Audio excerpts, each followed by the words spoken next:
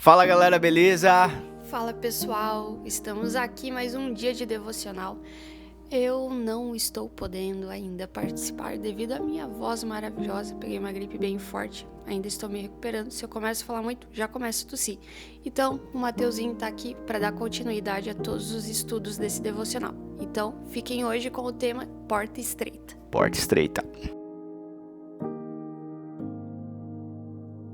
Mateus, capítulo 7, agora no versículo 13, Jesus diz: Entrem pela porta estreita.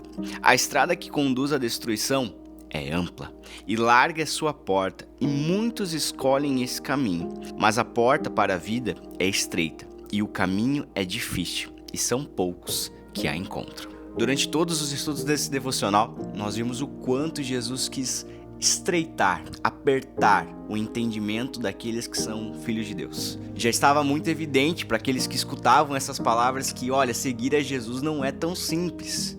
E ele vem e diz, olha, a porta é estreita. E parece que essa dificuldade que nós lemos aqui, ela não combina tanto com o amor de Deus que nós ouvimos, a graça de Deus que nós ouvimos. Mas nós precisamos entender que nós somos sim salvos pela graça. Mas a santificação, o caminho, ele exige algo de nós.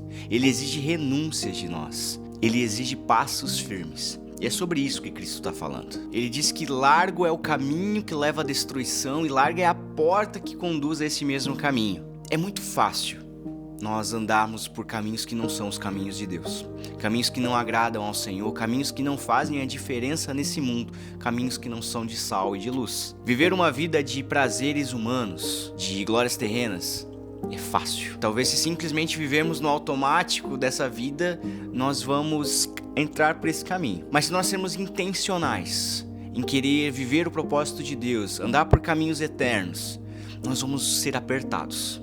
Nós vamos ver que não é tão simples. Se a porta é estreita, não é qualquer um que passa por ela. Isso acontece porque tem pessoas que carregam coisas demais.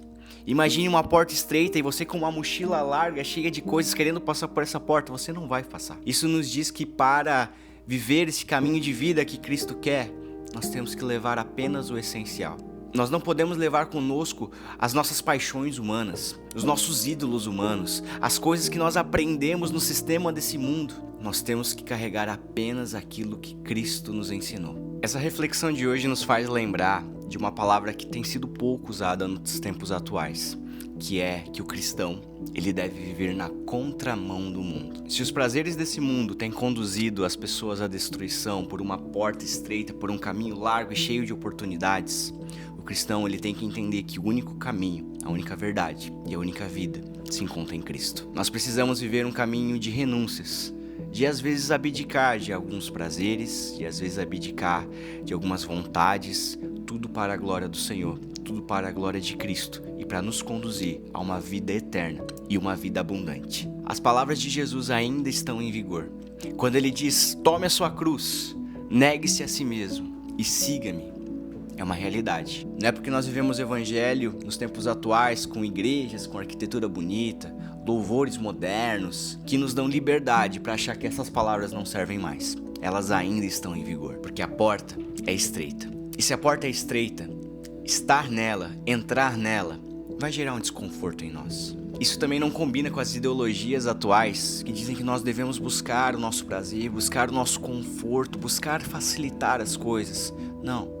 Às vezes, viver com Cristo vai gerar desconforto em nós. Nós não podemos achar que ao aceitarmos Jesus, tudo vai acontecer de uma maneira automática na nossa vida. Não, Jesus ele diz, entrem. Isso diz sobre uma atitude nossa. Nós precisamos ter a atitude de entrar por essa porta estreita. E não somente entrar por essa porta, mas caminhar por esse caminho que é estreito também. A salvação de fato é de graça. E é pela graça, mas ser um discípulo de Cristo vai custar, e vai custar tudo.